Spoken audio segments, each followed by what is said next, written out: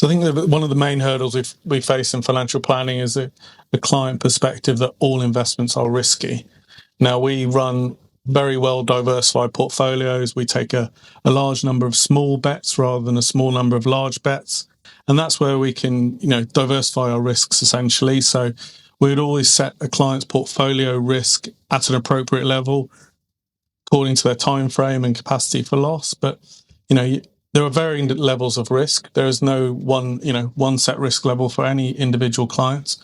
We tailor that risk accordingly. Yeah.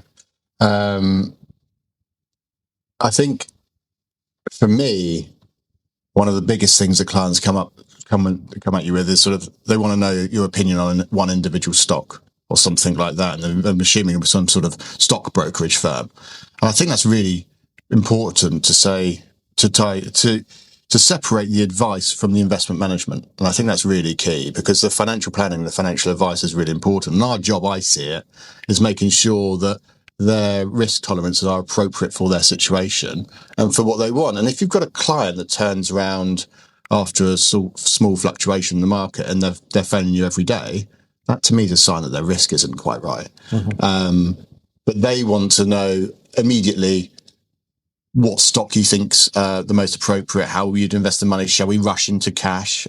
Shall we rush into bonds or even gold, precious metals? And I think it's educating them on how these portfolios are constructed and how they work is actually really valuable.